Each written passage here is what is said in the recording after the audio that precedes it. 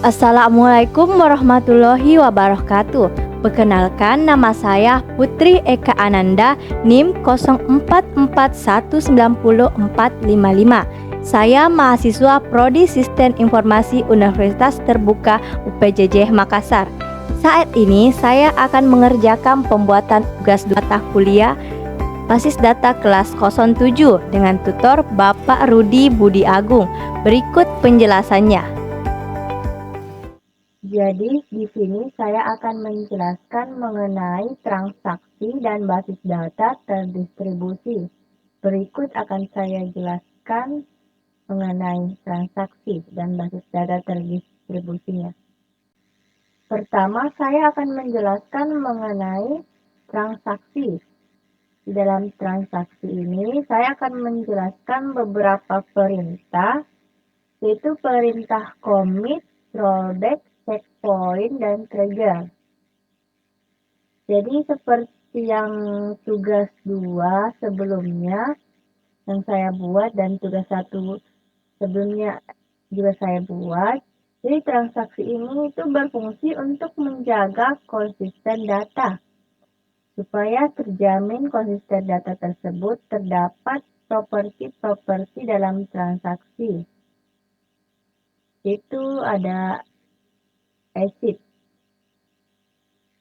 ACID terdiri atas atomicity, konsistensi, isolation, dan durability. Di mana pada praktikum transaksi ini saya akan mencoba beberapa perintah, yaitu commit, rollback, checkpoint, dan trigger. Berikut akan saya jelaskan. Perlu diingat dalam praktikum transaksi ini, itu diasumsikan pada aplikasi SAM-nya itu telah terpasang dan halaman pengaturan basis data akan menggunakan halaman PHP MyAdmin. Namun, untuk dapat masuk ke halaman tersebut, terlebih dahulu saya akan mengaktifkan Apache dan MySQL pada aplikasi SAM yang di sini saya telah mengaktifkan.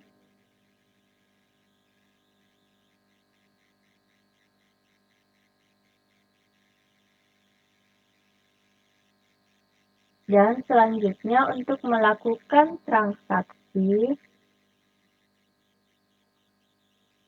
basis data MySQL harus dapat mendukung salah satu strong engine-nya, yaitu InnoDB. Dengan klik DB rumah sakitnya. Setelah itu, kemudian pada tabelnya dilihat TP-nya harus InnoDB. Pertama, saya akan menjelaskan mengenai perintah commit. Commit itu adalah sebuah perintah yang menandakan bahwa transaksi telah selesai dan dilaksanakan dan terjadi perubahan data. Sebagai contoh, akan membuat strong prosedur dengan sebuah perintah commit dengan memasukkan data pada tabel pasien. Misalnya, di sini ada perintah commitnya ya.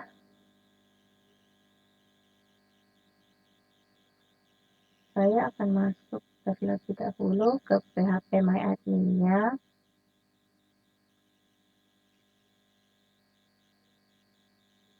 Di sini saya akan klik routine-nya. Di sini ada routine-nya, diklik.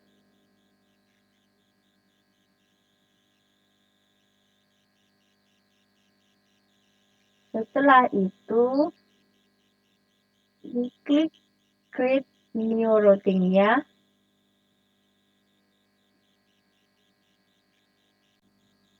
Di sini saya akan membuat routine-nya itu bernama transaksi 1, di mana tipenya adalah prosedur ya, bukan function. Setelah itu kita drop terlebih dahulu ini, lalu kita add parameternya. Di sini saya akan menuliskan rumusnya ini. Di sini saya sudah menuliskan di mana di transaksi pertama, transaksi satu ini saya tidak memakai komit terlebih dahulu. Di sini saya akan klik. Nah, setelah ini transaksinya saya akan memanggil transaksi satunya. Saya akan di sini saya masuk SQL dulu. Saya akan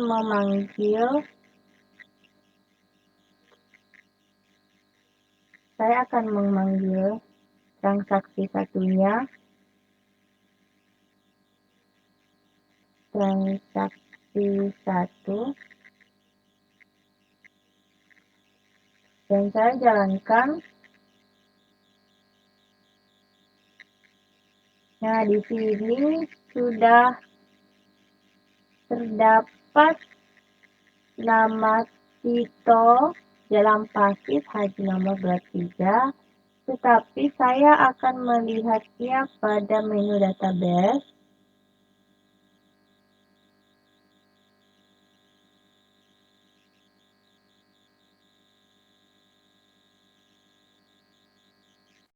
Database saya akan melihat di pasiennya ya. Saya jalankan. Di sini di database-nya itu Titotik belum ada di tabel, sedangkan pada kali transaksi satu Tito sudah ada.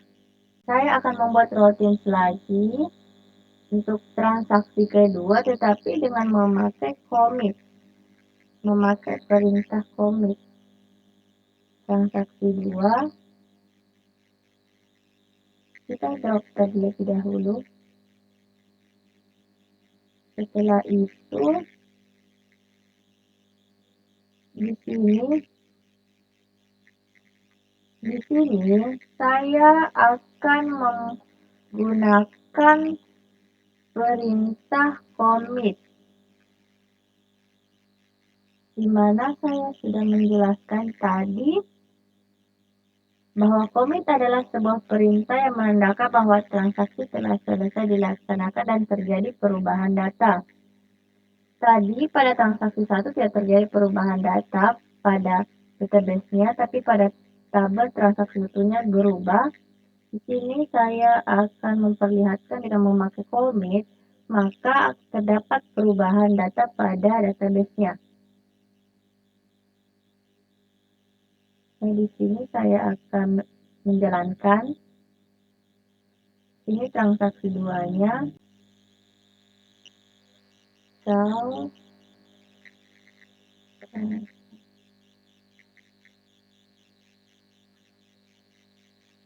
Saya akan menjalankan. Di sini terdapat Tito dalam pasif jenis kelamin. Di sini saya akan menjalankan kembali.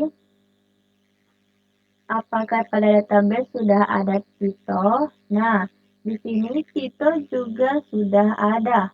Jadi dengan memakai commit maka akan terdapat perubahan data pada database-nya. Sedangkan jika tidak menggunakan commit, maka hanya pada menu call transaksi saja yang akan menambahkan perubahan datanya. Sedangkan pada database-nya itu ketika dipanggil tidak akan berubah seperti tadi. Tapi kalau ini sudah berubah ya. Jadi di sini kesimpulannya dari komik adalah jika sebuah perintah SQL baik memasukkan, merubah, atau menghapus data telah dijalankan namun belum sampai komit, maka perintah tersebut tidak akan merubah isi data tabel. Tapi jika sudah melakukan komit, maka semua perubahan, semua pemasukan data atau penghapusan data akan terjalankan perintahnya. Kedua, terdapat perintah rollback. Rollback ini digunakan untuk menggugurkan perintah yang sedang berjalan. Hal tersebut berguna jika ada suatu hal yang tidak diinginkan terjadi pada sistem, namun perlu diingat bahwa pernyataan rollback akan berpengaruh jika perintah yang sedang berjalan belum dikomit. Misalnya, saya akan menjalankan perintah update pada data di tabel pasien dengan melakukan perubahan nama pasien Poppy dengan menjadi Dana dengan ide pasien 3, namun dengan pernyataan rollback maka perubahan tersebut tidak terjadi. Saya akan melakukan hal ini. Di sini saya akan membuat transaksi ketiga. Oke, di sini saya akan menghapus parameternya. Nah, di sini saya ingin mengupdate atau saya ingin mengubah tadinya kan di dalam tabel nama pasien itu terdapat nama si Poppy. Ini bisa kita lihat ada nama si Poppy kan di sini. Saya ingin mengubah nama si Poppy ini menjadi nama si Dana, di mana Poppy itu memiliki ide pasien 3. Nih kita lihat ide pasiennya 3 kan. Nah, jadi setelah saya tulis, saya mengetikkan rollback. Rollback itu untuk menggugurkan perintah. Setelah saya menggugurkan perintah, maka saya akan mengcommit. Nah,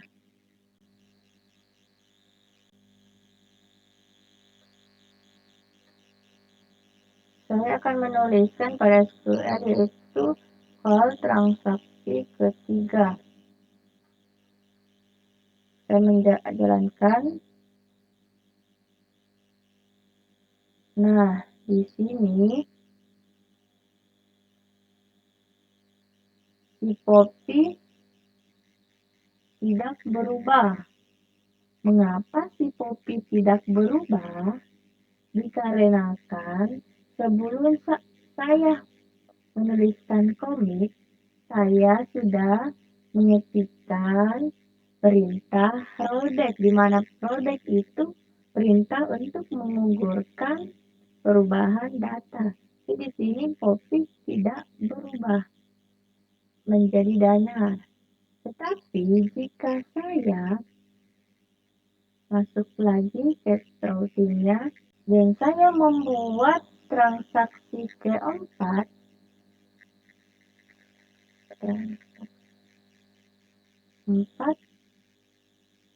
saya hapus dulu ini ya. Nah, setelah itu transaksi keempatnya di sini, jika saya ini tadi ya yang parameternya, jika saya tidak menggunakan rollback, saya hapus rollbacknya. Jika saya tidak menggunakan rollback, hanya menggunakan langsung commit, saya jalankan. Nah, kita lihat apakah tidak menggunakan rollback, apakah transaksinya tidak berubah. Tapi jika kita menghapus rollback tadi, maka transaksinya akan berubah. Poppy-nya akan berubah menjadi dinar. Di sini saya memperlihatkan. Nah, di sini Poppy-nya pada pasien 3 sudah tidak ada, sudah digantikan menjadi danar. Jadi rollback digunakan untuk menggugurkan perubahan data. Tetapi jika tidak menggunakan rollback, maka tidak akan terjadi pengguguran data. Pada perintah ketiga terdapat perintah checkpoint. Checkpoint di sini itu tempat titik di mana proses terakhir disimpan. Seperti yang telah kita pelajari tadi, si rollback itu untuk membatalkan atau menggugurkan suatu perintah ke kondisi di mana transaksi belum terjadi. Akan tetapi, kalau kita menggunakan checkpoint, kita bisa mengembalikan ke posisi tempat checkpoint terakhir. Misalnya, ada 3 buah data yang dimasukkan ke dalam basis data. Ini seperti data ini ya. Saya akan masuk ke PHP My Admin. Saya akan membuat transaksi kelima. Menghapus drop ini dulu.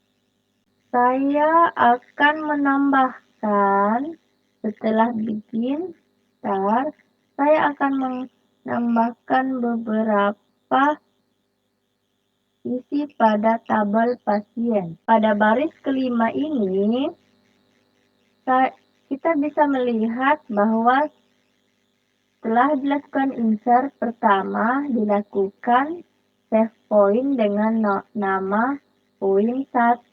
Jadi ini insertnya, tambah datanya ini kita save point dengan nama poin 1. Kemudian dilakukan kembali insert. Ini lakukan kembali insert. Insert dengan kita menulis rollback to save point, di mana rollback itu adalah menggugurkan data. Di sini rollback to save point 1.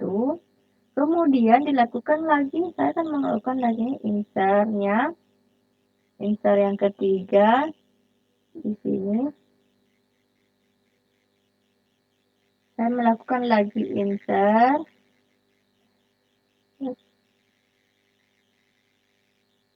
Saya akan melakukan insert lagi dengan commit. Commit itu dengan merubah data.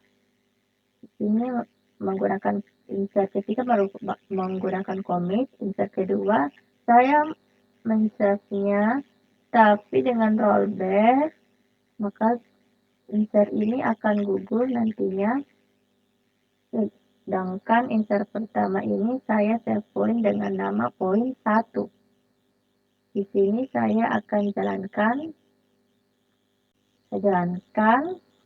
transaksi 5.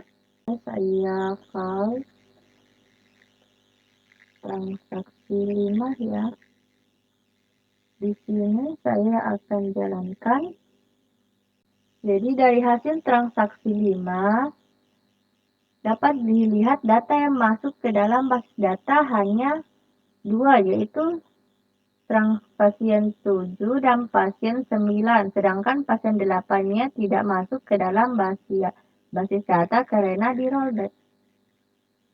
Terakhir, terdapat perintah trigger. Trigger itu merupakan sebuah perintah atau event yang dapat memicu perubahan sebuah basis data. Event yang dapat digunakan yaitu insert, update, dan delete. Event-event ini ditambahkan sebuah kata kunci pemicu di dalam trigger. Terdapat 2 buah kata kunci yaitu before dan after. Terdapat before insert atau after insert. Di sini terdapat perintah triggernya, yaitu ada before insert, yaitu trigger berjalan sebelum perintah insert dilaksanakan. Sedangkan after insert itu trigger berjalan setelah perintah insert dilaksanakan. Before update, trigger berjalan sebelum perintah update dilaksanakan. Sedangkan after update, trigger berjalan setelah perintah update dilaksanakan. Before delete, itu trigger berjalan sebelum perintah delete dilaksanakan. Sedangkan after delete, trigger berjalan setelah perintah delete dilaksanakan. Ini saya akan masuk ke PHP My Admin-nya. Saya akan masuk ke menu desainernya. Saya masuk ke menu desainernya. Di sini terdapat 6 tabel. Untuk lebih memahami tentang trigger, saya akan mencoba dalam MySQL ini. Dalam menjalankan trigger, tentunya harus ada beberapa tabel yang telah dibuat. Ini bisa kita perhatikan, ada 6 tabel. Dan di sini, di IRD kasus ini, saya akan menambahkan 2 tabel baru, yaitu tabel obat dan tabel transaksi obat. Saya akan membuatnya terlebih dahulu ya.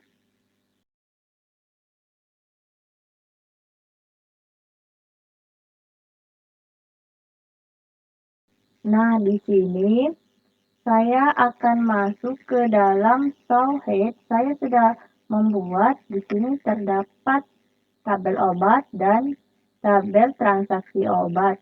Jadi saya masuk ke Showhead, tabelist, dan saya akan mencet klik obat dan transaksi obat agar tabelnya muncul.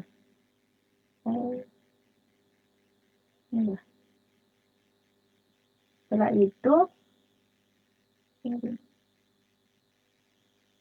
di sini saya akan mengaturnya. Transaksi obat berada di bawah sini. Oke. Sedangkan obatnya saya simpan di sini. Di sini saya akan menghubungkan antara ID pasien. Saya masuk ke dalam ini, ceknya dulu. Nah, ID pasien dengan ini jadi forensiknya. Jadi di sini caranya itu seperti pada video tugas 2 yang saya buat. Ini cascade persis dengan video tugas 2 yang saya buat. Sudah terdapat penambahan tabel obat dan tabel transaksi obat.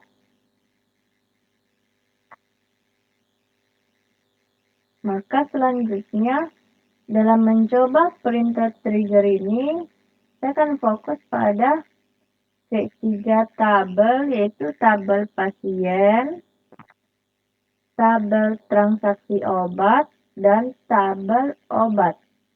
Namun sebelumnya, langkah lebih baiknya jika terlebih dahulu saya harus mengisikan isi dari tabel obatnya dulu dengan isi transaksinya. ID-nya D1,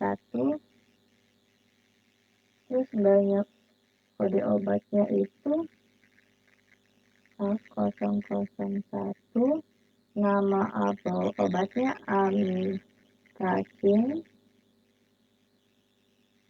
harga 20.000, stoknya terdapat stok 10. Nah, kita isi di sini ya. Saya akan langsung lihat obat, jalankan ya. Nah, di sini terdapat, saya tambahkan satu lagi. Saya masuk ke insert, ini obat, ide obat, terus kode obatnya A003, nama obatnya betadine,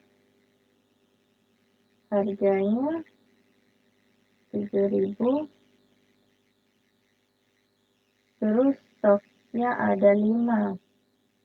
Saya jalankan. Nah, di sini sudah terdapat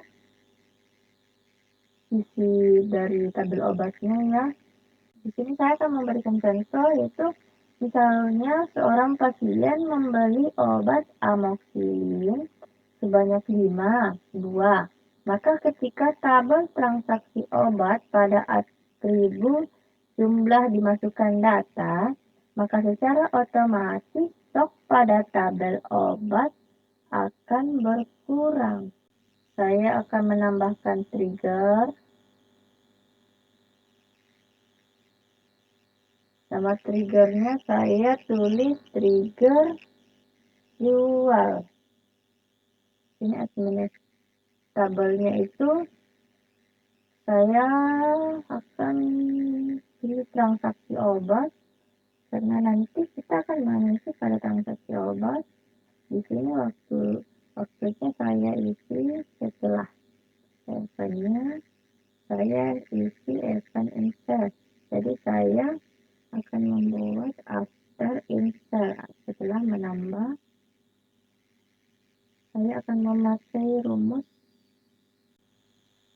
Oke, di sini saya akan menjalankannya.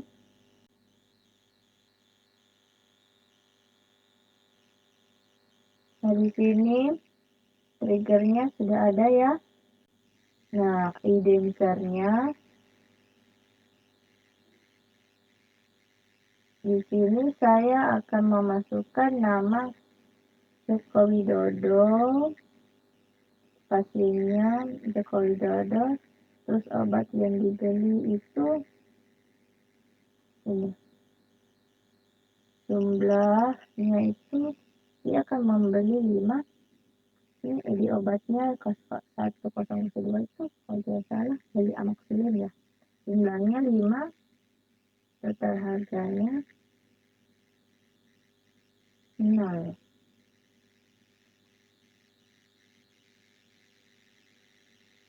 Setelah saya akan jalankan.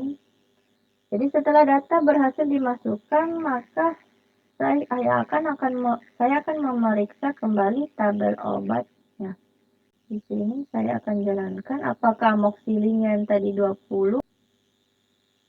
Nah, di sini saya amoxicillinnya 20, tetapi karena saya mengisikan pada transaksi obat pada tabel transaksi obatnya itu si Joko Widodo membeli 5 obat amoxicillin, maka pada tabel stok obatnya itu amoxicillinnya berkurang menjadi sisa 15.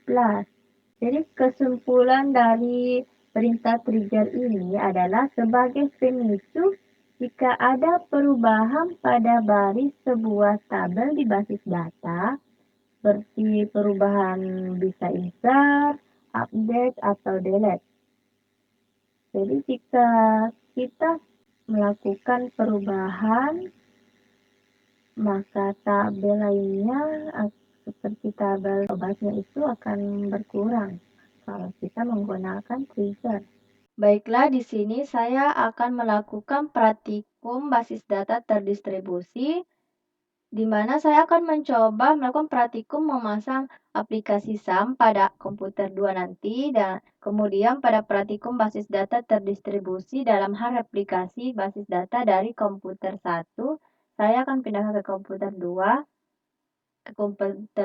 yaitu memakai Ubuntu. Namun sebelum memulai praktikum ini, saya akan memastikan komputer 1 dan komputer 2 telah terhubung dengan baik. Di sini saya akan masuk ke SAM, saya akan mengaktifkan Apache dan MySQL. Di sini sudah aktif, ditandai dengan warna hijau ya. Di sini saya akan masuk ke phpMyAdmin-nya. Saya klik ini.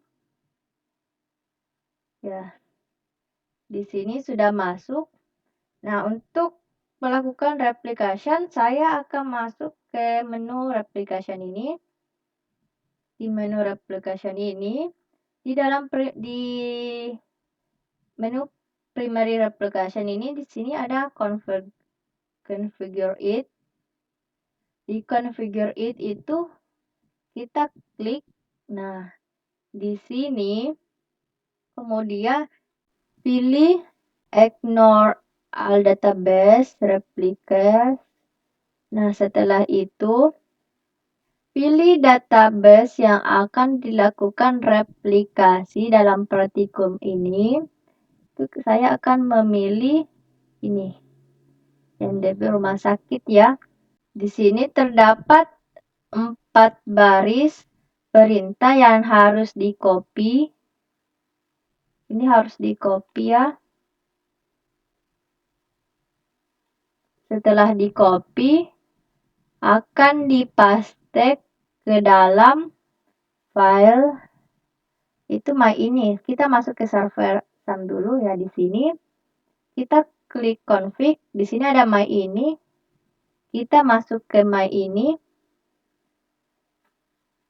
Di ini terdapat di sini ya. Kita akan paste tadi yang sudah di-copy perintah 4 baris perintah itu. Kita akan mempastenya ke sini.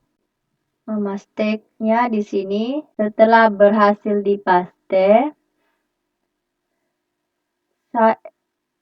kita klik Ctrl Save. Nah, sudah klik Save, kemudian buka kembali Ctrl SAM-nya. Saya close dulu ya. Buka kembali Ctrl SAM-nya, ini Ctrl SAM-nya. Dibuka kembali. Lalu, lakukan restart service dengan klik tombol stop pada MySQL, kemudian klik lagi start. Nah, setelah berhasil di restart service MySQL, kemudian lanjutkan kembali ke konfigurasi pada halaman replikasinya. Kita klik tombol Go, kita jalankan. Setelah itu, jika selesai konfigurasi replikasi pada master, maka selanjutnya lihat status replikasi. Kita lihat ya di sini. Jika berhasil, maka akan tampil pada master, yaitu variabel dan value-nya. Variabel dan value ini akan dipakai pada saat konfigurasi pada komputer 2. Oleh karena itu, kita akan catat. Nih, saya akan membuatnya. Selanjutnya adalah kita akan membuat akun replikasi. Kita klik akun ini, menu akun, user akun. Setelah itu, klik add user-nya. Setelah add user, selanjutnya adalah menambahkan akun. Jadi di username-nya ini akan diisikan user akun yang akan diperbolehkan dalam replikasi data. Saya akan menuliskan dengan DSI. Terus hostname-nya itu adalah alamat komputer host yang akan menerima data replikasi.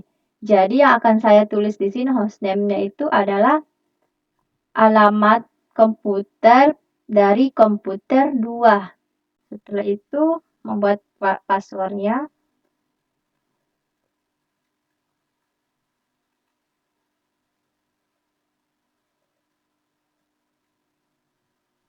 Di menu bawah di bagian administration itu terdapat replikasi klien.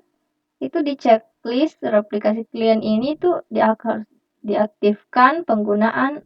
Nah, di sini klik juga replication self, di mana replication self itu adalah memungkinkan akun untuk meminta pembaruan data pada server ini. Kita klik tombol Go. Jika sudah lengkap, kita klik tombol Go. Silahkan klik. Oke, kita ingat ini ya. Kita akan klik user akunnya untuk melihat hasil seperti pada laptop saya ini sudah ada Prodi SI dengan hostname-nya ini, hostname komputer 2 yang saya akan jalankan nanti. Selanjutnya adalah untuk melakukan ekspor basis data rumah sakit dan simpan pada flash disk. Saya akan masuk ke ekspor.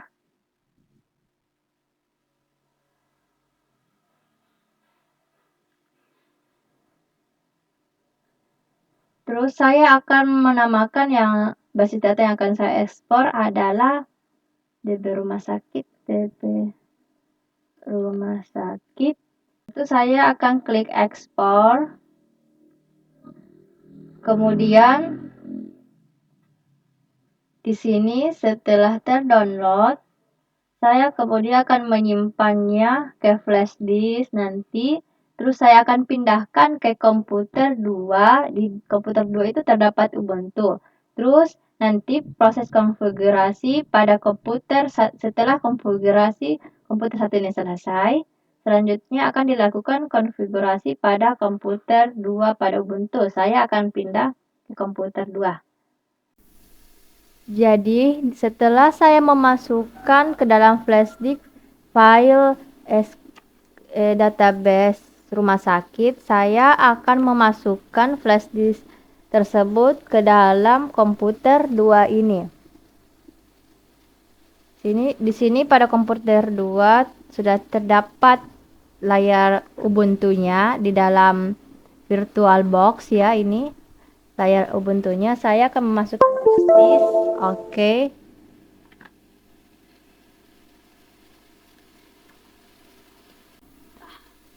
Yang disimpan dalam flash disk harus dipanggil dalam sistem operasi Ubuntu ini. Jadi cara memanggilnya itu klik kanan. Ini klik kanan pada gambar flash disk ini.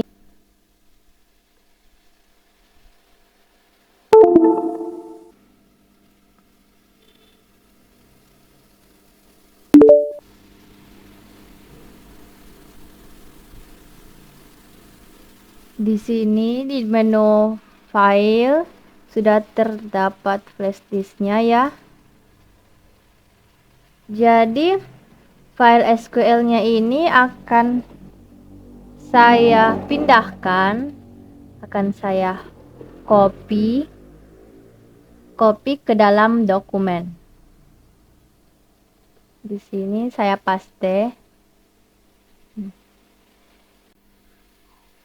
Setelah file rumah sakit selesai disimpan pada sebuah folder dokumen, selanjutnya saya akan lakukan impor basis data sebagai langkah awal. Kita aktifkan dulu kontrolnya pada SAM. Di sini kontrolnya sudah saya aktifkan, MySQL-nya sudah saya aktifkan dan Apache-nya. Setelah itu saya akan masuk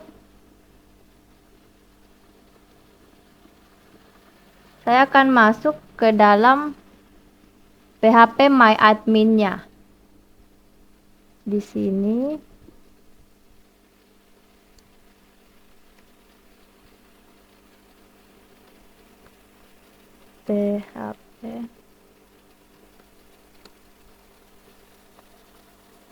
PHP MyAdmin.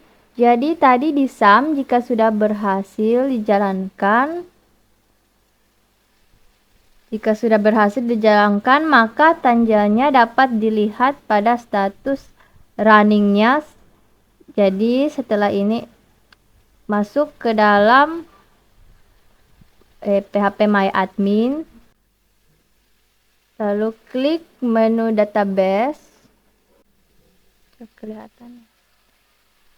Di sini masuk ke dalam database, menu database, lalu buat nama basis data baru yang akan kita buat. Di sini tulis basis data barunya pada komputer 2 DB rumah database rumah sakit. Oke, kita klik create. Di sini kita akan masuk ke dalam menu impor. Di sini menu impornya. Kita masuk pada menu impor.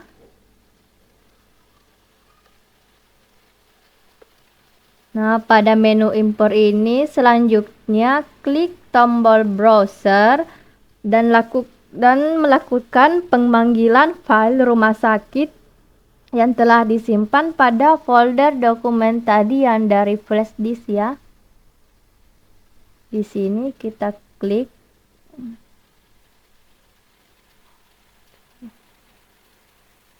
Di dalam dokumen ini terdapat file SQL. Jadi jika sudah menemukan file rumah sakit yang telah dibuat pada komputer satu tadi, selanjutnya tekan pilih tersebut, tekan. Lalu ini selanjutnya kita klik tombol go-nya.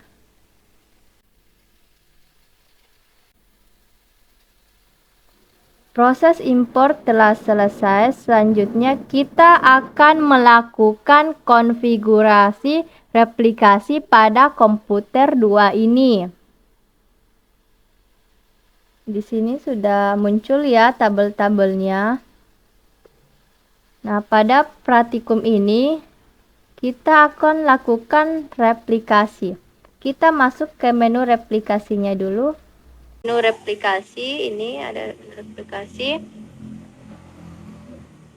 Nah, pada praktikum ini saya akan melakukan replikasi master to self, artinya komputer 2 hanya akan menerima perubahan basis data dari komputer satu saja. Untuk melakukan konfigurasi replikasi basis data, langkah pertamanya itu klik menu replikasi. Sudah saya klik ya. Di menu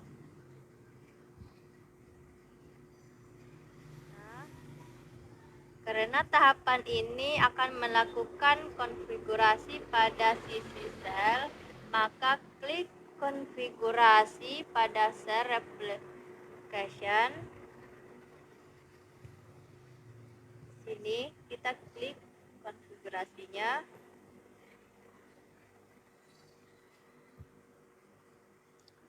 Pada sel configuration ini ada beberapa komponen yang harus diisi.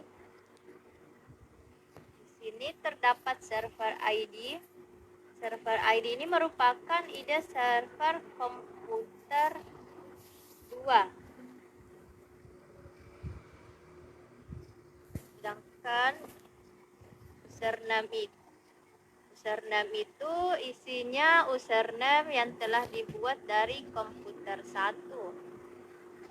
Username dari komputer 1 itu tadi Prodi SI ya. Terus passwordnya itu berisi password yang telah dibuat pada komputer 1.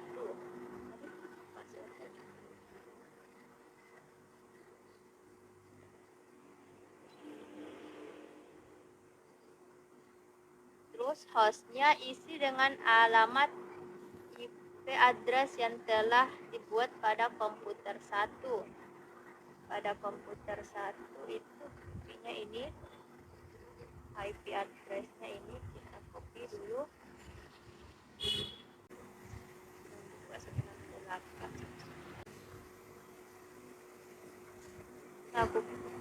Jadi terlebih dahulu kita harus ID ini dulu.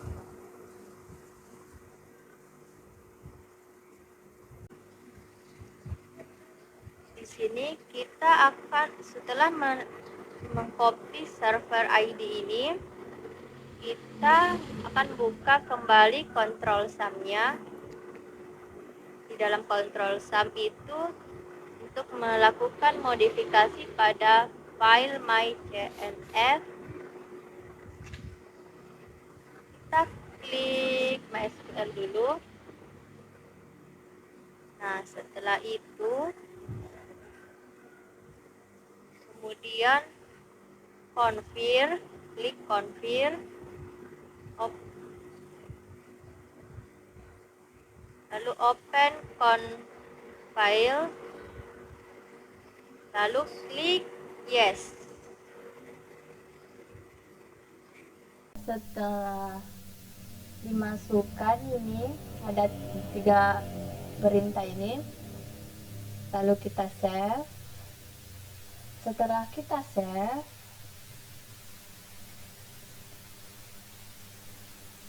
biasanya kalau disimpan itu error, jadi kita harus mengubahnya dulu. Kita buka terminal, Ctrl Alt T, kita masuk ke folder PT,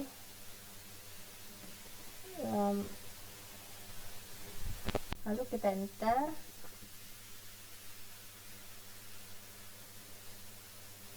Kemudian ketikkan ls untuk mengetahui file-file di dalam folder etc. Klik ls.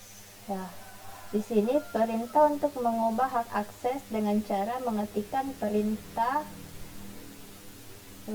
Kita akan mengetikkan perintah,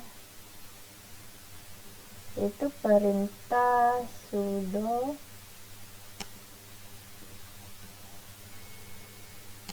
camat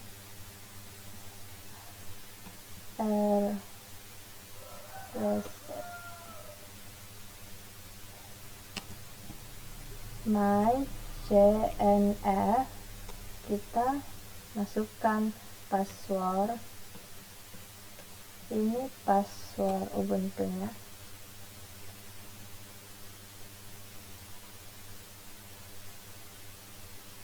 Nah, setelah itu, setelah berhasil mengubah, kemudian kembali ke Ctrl Sum dan lakukan restore service. Ini kita masuk ke Sum.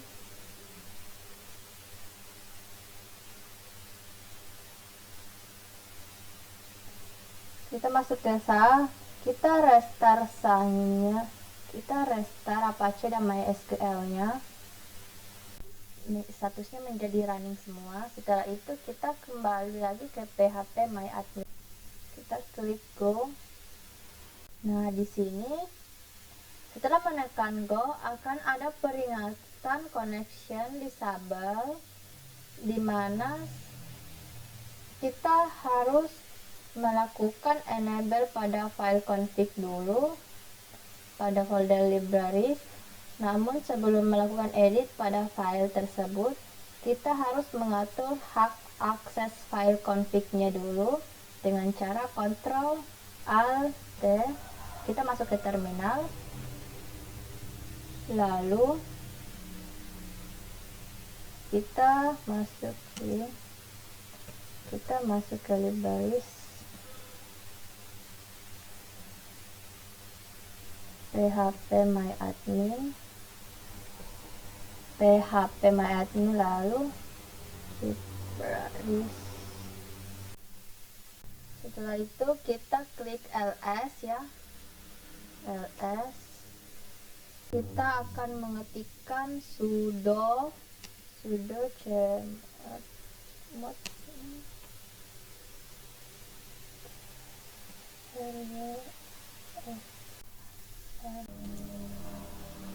config HP. Nah, kita masukkan passwordnya. Selanjutnya saya akan membuka foldernya, yaitu di sini. Lalu saya akan masuk ke OPT, menu OPT-nya, lam, lalu masuk ke PHP MyAdmin, lalu libraries. Saya pilih ke config default-nya. Nah, di config default ini saya akan mengubah, klik di sini ya,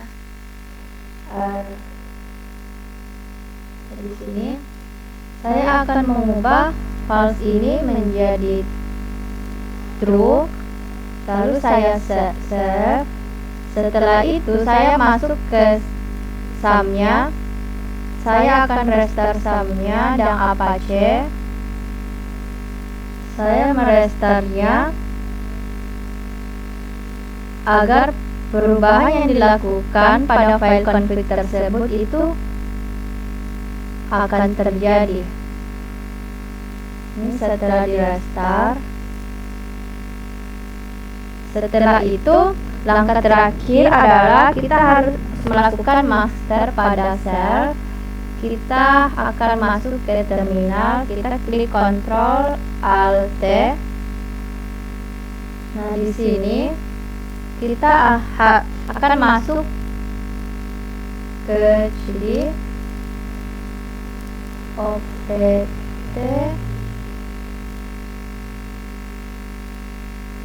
lam bin-nya. Kita enter. Di sini kita masukkan sudo mysql root.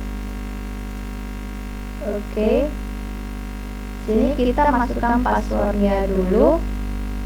Setelah itu akan muncul tampilan MariaDB atau MySQL-nya. Setelah berhasil masuk ke MariaDB-nya, kita cek terlebih dahulu self-nya, statusnya. So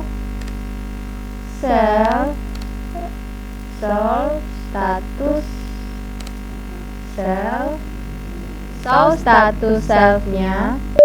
Kita lihat di sini terjadi error. Ini karena self-nya dalam keadaan tidak aktif dan konfigurasinya dapat terus dilanjutkan. Konfigurasi dapat dilakukan jika self dalam keadaan tidak aktif. Jadi kalau dalam keadaan aktif maka konfigurasinya tidak dapat dilakukan. Kita di sini untuk memastikan kita klik self. Nah, di sini jika self sudah dalam keadaan tidak aktif, maka selanjutnya saya akan melakukan perubahan master self, yaitu dengan cara saya akan klik change master to. Di sini saya akan memasukkan master host-nya. Jadi master host itu adalah ID address dari komputer 1. Sini ID address-nya itu adalah ini ada address-nya. Jadi di sini saya akan menuliskan ID address-nya.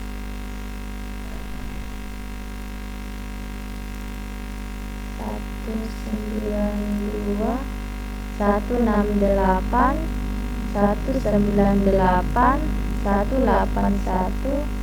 Oke. Setelah itu menuliskan master usernya juga. Master usernya itu adalah prodi SI. Oke. Lalu master passwordnya. Password di sini passwordnya ini ya. Itu kita tulis master log filenya. Jadi master log filenya itu kita ambil dari komputer 1. Sini saya menuliskan MySQL bin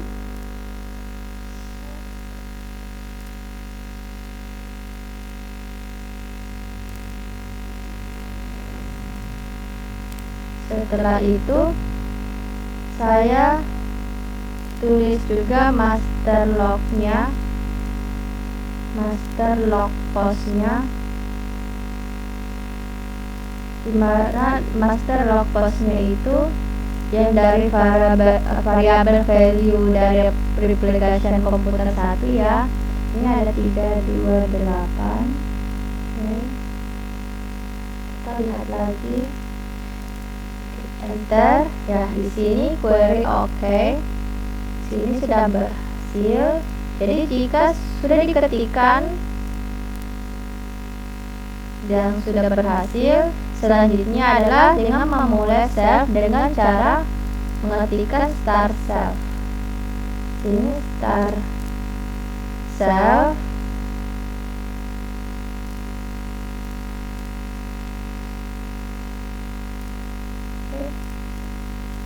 Sini start. Oh, salah. Self-nya. Nah, di sini start self-nya berhasil. Setelah berhasil, kita akan melakukan pengujian replikasi. Jadi, replikasinya ini sudah berhasil. Maka, untuk mengetahui apakah replikasinya ini berhasil, maka kita akan melakukan pengujian replikasi ya. Ini sudah berhasil, tetapi kita harus menguji lagi replikasinya. Baiklah, kita masuk kembali ke komputer 1. Kita masuk ke komputer 1 itu untuk melakukan pengujian replikasi basis data. Jadi di sini saya buka tabel obat. Saya akan menambahkan 2 jenis obat lagi pada komputer 1 ini. Tuh saya akan masukkan ya.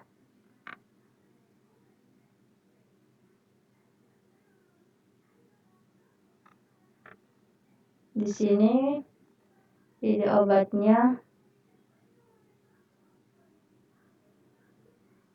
4, kodenya A04.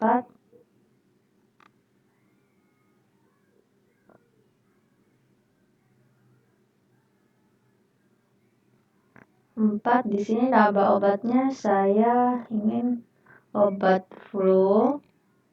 Harganya 2000. Di sini sebanyak stoknya 10 saja. Di sini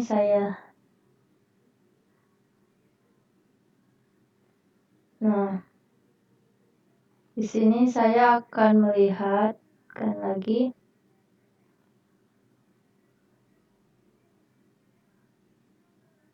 Jadi sudah ada 4 obat, saya insert lagi ya.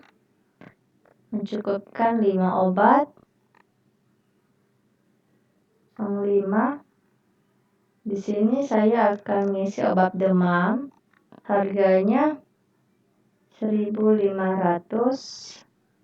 Terus saya beri stok 100. Sini saya akan jalankan.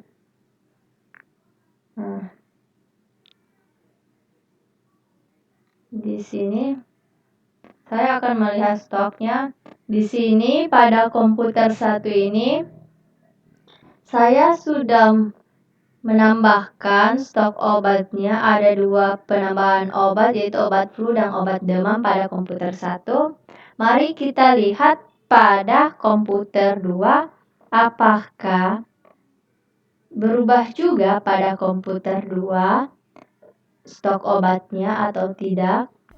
Jadi setelah dilakukan penambahan pada komputer 1, maka akan melakukan pengecekan pada tabel obat pada komputer 2. Di sini saya akan melakukan pengecekan obat pada tabel obat.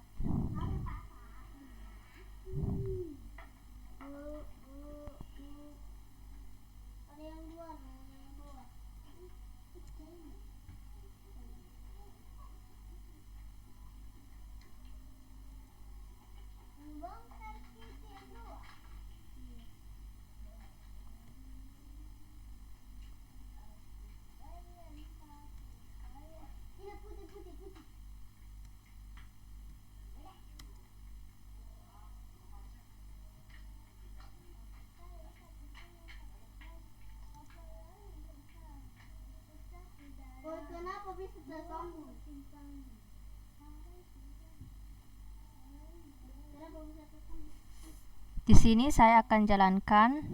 Nah, di sini pada komputer 2 sudah terlihat bahwa ID-nya juga ada 5. Jadi di sini hasilnya sama seperti pada komputer 1, maka proses replikasi basis data telah berhasil dilakukan. Di sini sama ya dengan komputer 1 hasilnya. Jadi inilah hasil dari pengujian replikasi. Terima kasih kepada Bapak Tutor yang telah meluangkan waktu untuk menonton praktikum saya. Sekali lagi, terima kasih dan sampai jumpa.